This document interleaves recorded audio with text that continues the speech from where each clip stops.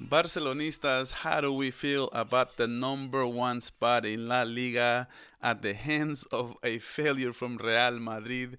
They are crying like you have no idea all over Twitter because of the penalty kick, because of the penalty, no penalty from Hector 4. We are going to get into every single detail of this game, but victory shades comment comment shades on this video and comment victory Monday, if you will. Give a like to this video and we are gonna get into this match. Barcelona hits the number one spot after beating Rayo Vallecano, a tough game. And I told you guys in my preview, go look it up in my channel. I said Rayo Vallecano is the best team in La Liga over the last 5 games. And boy, did it show. Barcelona was never comfortable. Barcelona was never. It never felt like we were running away with this game. We were always in control. We were always in good pace. But I thought we were going to come out with a more sense of urgency, guys. I want you guys to tell me what are your thoughts of this game. Were you right about the read of the game? Were you right about your prediction? I certainly was wrong. I thought we were going to win this game by at least 2 goals. Actually, I thought it was going to be a 3-1 game. It did not look like that at all. I thought that Rayo Vallecano had their fair chances of getting back in this game and actually actually tie the game or even beating Barcelona. But Barcelona had their chances as well. So it's all hypothetical. At the end of the day, guys, Barcelona it's sitting at the top. Victory Monday, victory Monday. How do we feel about this? Let me show you the table before I show you everything about the game. So we are at the number one spot because of better goal scoring differential. We have 40. Real Madrid has 29. 51 points. 51 points. 50 for Atlético de Madrid, and Athletic Club now has 45 because they are not playing very well the last couple of games. So Barcelona was able to win this game. Let's get into a few other things I do want to say right off the bat. I want to say what a game for Pedri once again. He's such a magician. I want you guys to understand how important it is for this club to have a player like Pedri, and I want you guys to realize how lucky we are to have him, and how lucky are we to have Flick, who has been able to get every single little aspect of Pedri's game and put it into the system, and it works to perfection for Hansi Flick. Hansi Flick has the best Hansi Flick has Pedri playing the best football he's ever played in his entire career, and that is something to be talked about. Pedri right now, best midfielder in the world. If you agree with me, I want you to go down in the comments and say Pedri best player in the world, best midfielder in the world, because he actually is. And we are going to be talking a lot about these other controversies. The penalty that was given, the Madridistas are crying right now all over Twitter. Just go look it up because they didn't give us a penalty and they gave them a penalty, and the Hector 4 pulling the shirt penalty, potential penalty, I should say. Let's get into it. Let's get into the lineups. Let's get into what happened before the game. The news broke that Kunde had been benched due to a disciplinary issue. He was late again to one of the practices, to one of the meetings, and Hector 4 gets the start. By the way, let's talk about him just a little bit. I do think he was lacking a little bit on the defense, but he was playing pretty good on offense. He made a couple of runs there and was able to give Lamine Yamal a great pass right at the end before he got subbed. Lamine Yamal just keeps missing the last touch and couldn't do much with it. At the end of the day, he missed it. And Hector 4, I think a 6.9 is pretty accurate for him because he had a lot of transition errors. And, the Rayo Vallecano has the fastest with Garcia is the fastest left winger in La Liga. apparently. So I think with Easy, with him and Frutos, I think they had a very very hard time stopping him, and I think he had a pretty tough assignment, I should say. So I give him a pretty good number there. I think our back line was outstanding. I love the way Balde played in this game. Martinez and Cubarsí are just perfect. Chesney had an 8.3. He had an amazing save that could have tied the game 1-1. And even after he kind of gave the rebound, he got up. And if he doesn't get up and try to get to the ball before the defender does, this would have been a goal because Cubarsí was a little bit late to his mark, and he was able to get up and grab the ball, and the guy actually tried to sell a penalty, but it wasn't. So I thought that was a good thing for Chesney. Martinez was amazing in this game, 8.0. That's totally deserved. Attacking, defending, everything. He's the best. This is the best duo that we could have right now, Cubarsí and Martinez. If we had to play a final tomorrow, I would play Cubarsí, Íñigo Martinez, no question. Balde had an amazing game. He just kept making runs. He was the most aggressive player in the first half. It seems like he was the only one who was playing with the sense of urgency that this game needed to be. I think this game felt a lot like the Alaves game where we just needed to get the result. And it seemed like Barcelona was, once we got that goal from Lewandowski in the minute 20, I think it was the 20th minute. Once we got that goal, it seemed pretty clear that Barcelona just didn't want to make any mistake. Just wanted to be sure that we were gonna get this W up front. We're gonna get to it. We're gonna get to it in just a little bit. But I do think Balde was playing with the most sense of urgency. There was one play in particular where he was trying to make a big run with the ball, and Rafinha was actually telling him to slow down. And I do not like that because we didn't.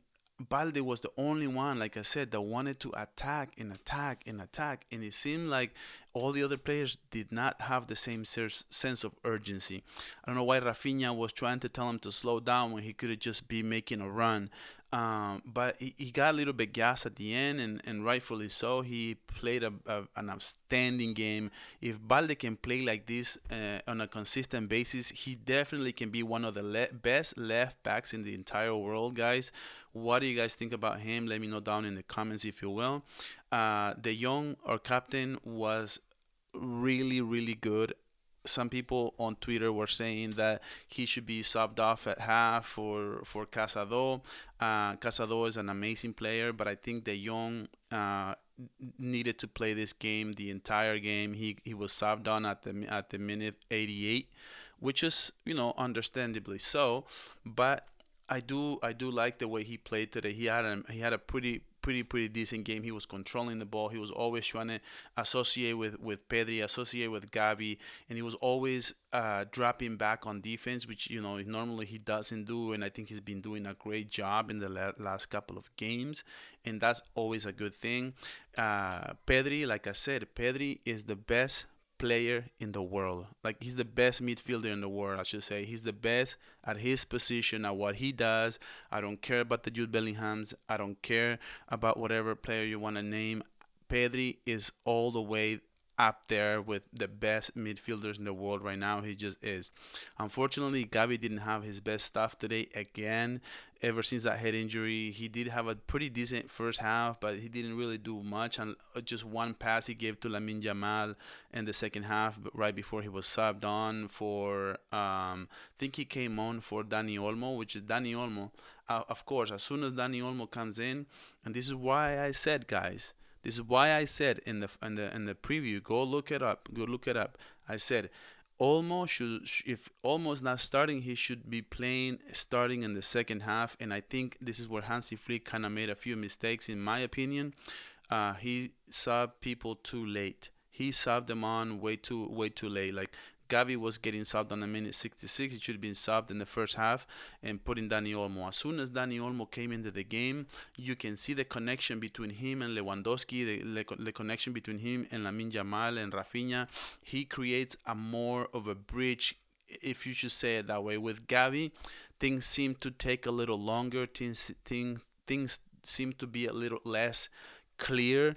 With Dani Olmo, it brings in that reality, brings in that quality, the way he makes the people run, and the way he waits, and the speed that he brings the ball with. I just love Dani Olmo, and I think he should be definitely one of the players that should always be either playing in the second half, the entire second half, or being subbed on, or being just in starting 11, because he's just that good. The way he was making, and when he grabbed the ball twice and he was able to spin around with it and make defenders kind of guess what he's gonna do, and by the minute they were guessing, he's already gone. And that one play where he tried to like kind of like dribble the goalkeeper, and the goalkeeper hit his knees. I thought ankles. I mean, I thought that was gonna be a penalty. That was a total penalty right there.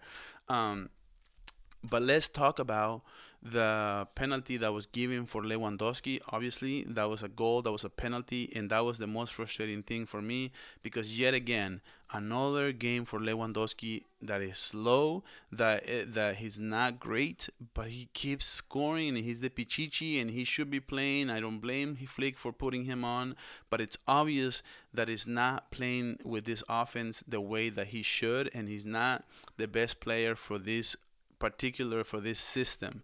And I don't know what Hansi Flick wants to do with him, but I don't think he had a great game today. He had a goal, and that's about it. He missed a couple goals, and a couple chances were basically off completely. Rafinha had a pretty good game, his typical Rafinha game, with a lot of sacrifice, a lot of running, a lot of sprinting, a lot of chances. That he missed 2 3 chances in this game where he could either pass or shoot. He ended up passing. I do have an issue with our front three, and I want you guys to tell me down in the comments if I should slow down or if I am onto something here. But it does starting to feel to me that the front three is trying to hero ball a little bit, where Lamine Yamal wants to score when he should pass, and then when he should shoot, he passes. And is something is off with Lamine Yamal right now in La Liga. He's not playing his best. I don't know if it's because they're reading something into him, or scoring goals is getting the best of him. But at the end of the day, I do think that, yeah, this is his third game where he's not playing his best. Even Lamine Yamal not his best. He's still a 7.3 with a lot of dribbles, with a lot of passes, and a lot of creating.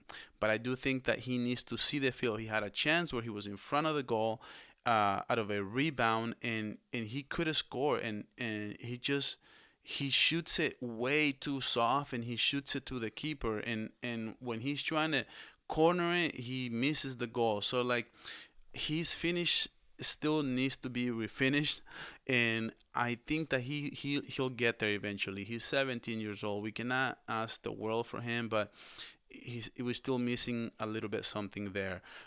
With the front three, this is kind of like my issues that I have right now. I'm gonna be honest. I do not like the fact that at the end of the game we almost conceded. Who remembers the header? Like I said, there's a header from Easy, that actually from Garcia, and a ball that was sent from Easy at the last minute of the game. It reminded me of the Sorla goal from Atlético Madrid at the end of the game, which was just totally heartbreaking. Can you imagine if we would have tied this game right at the end, guys? I would have completely lost it. I am totally dead honest with you guys, and that is not good. This is the way this game played out. We needed to go out and win it. We needed to go. The more our front three just let the game come to you. You don't have to score every single play. Rafinha, you don't have to score in every single play. Lamine Yamal, you don't have to score every single play. Just keep playing, bro. Just keep passing and passing and passing. The goals are gonna come right to you. Same thing with Lewandowski. Same thing with our front three, guys. Like, we just need to slow down. We are too anxious, too tight. And today was a game that felt a lot like the Alaves game, where we just needed to get a result, and it was 1-0, and it worked out. But we never, even though we controlled the entire match, we never felt comfortable. Because, like I said, go look it up in my preview. You need to be watching those, because I'm telling you guys, I am onto something here. Rayo Vallecano was a tough team. It's the toughest that we faced at Montjuic the whole season.